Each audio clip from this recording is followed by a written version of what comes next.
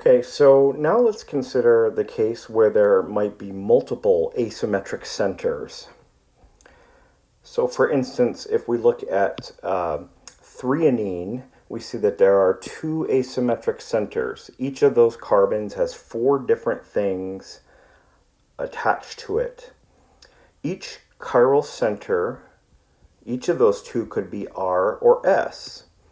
So how many stereoisomers are possible? Well, you could picture four. So there's four different combinations of R and S for those two chiral centers.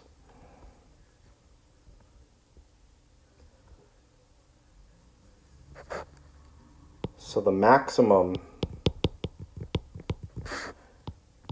number of stereoisomers is 2 to the n, where n equals the number of chiral centers. So let's consider threonine as an example. Threonine has two asymmetric centers, and there are four stereoisomers. And if you look at 1 and 2, they are mirror images. So 1 and 2 are non-superimposable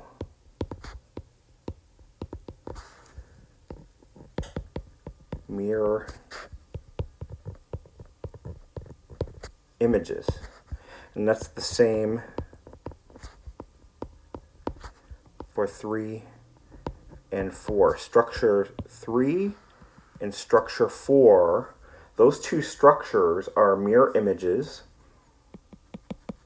and they're not superimposable. All four of these are different. All four of these are arranged differently around the two chiral centers.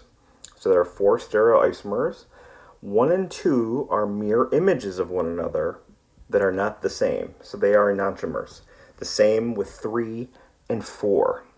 So what do we call structures such as 1 and 3? 1 and 3 are stereoisomers of one another, but they are not mirror images. So what is the term we use for those? Those are called diastereomers.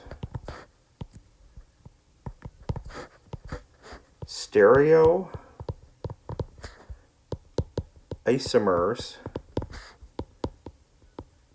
that are not mirror images. So diastereomers are stereoisomers that are not mirror images. All four of these are stereoisomers of any one of the other three. They are all connected atom to atom in the same way, the same description in terms of connectivity, but spatially they are different. Their spatial arrangement of atoms is different. So all four are stereoisomers of one another, but we have specific terms. If two molecules are stereoisomers, but they are mirror images of one another, they are called enantiomers.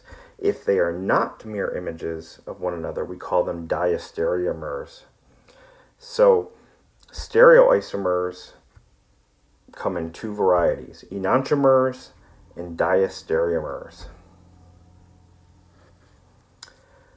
Now, another example is 2,3-dibromobutane.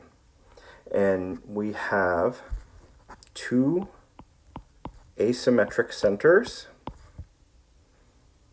and four possible stereoisomers.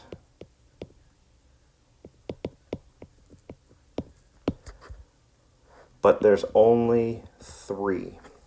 So you see the structures of the 3 right here. Now look at structures 2 and 3. they are mirror images, but they are different. So what do we call those? They are enantiomers. They are different, but they're mirror images. Now, structure 1 is not a mirror image of either of those. So it is not an enantiomer of either 2 or 3. What if we were to draw a mirror image of this? Now, if you take this structure I just drew and you were to rotate it on this axis, you would get the original. These are the same. They are not different from one another. So this structure is a stereoisomer of 2 and 3. So 1 and 2. 1 and 3. What are they? Diastereomers.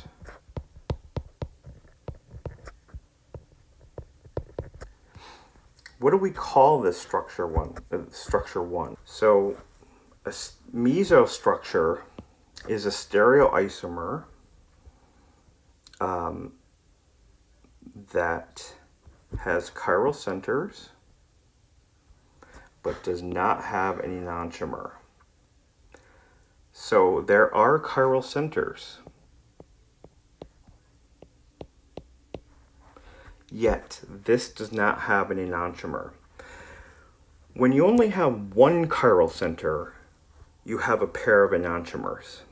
But when you have 2 or more chiral centers, that's when you have the possibility of a mesostructure.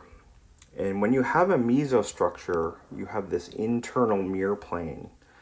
So this internal mirror plane makes the mirror image superimposable. Okay? So 2 and 3 are enantiomers.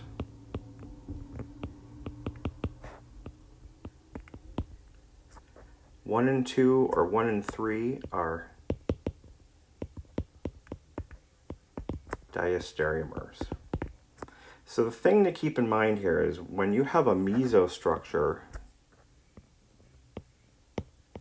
it reduces the number of stereoisomers from what the maximum number is. So with 2 chiral centers, we could have had 4 stereoisomers, but because of this symmetry, internal symmetry, we reduce the number of stereoisomers and we get the mesostructure. Is the mesoform a chiral compound? No. It has chiral centers, but is not a chiral compound. What is a chiral compound? It's a compound whose molecules have mirror images that are not identical to the original. Well, a mesostructure, its molecules have mirror images that are identical. So they are not, it is not a chiral compound. There is no enantiomer of the meso compound. And is the mesoform optically active? No. Remember, these are sort of the same question. Chiral, is a compound chiral or is it optically active? Those are the same question. If the compound has an enantiomer, a mirror image that is not identical, then it is optically active. It will rotate plane polarized light. Another way to determine the number of stereoisomers is to, in other words, to determine if there is a mesostructure, is to look at the groups attached to the 2 chiral centers.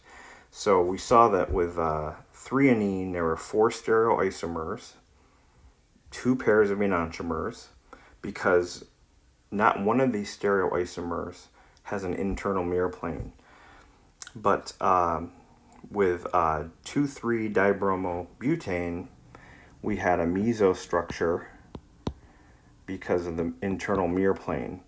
But the other way to look at it, to identify that there will be a mesoform, is you look at the chiral center and look at the groups.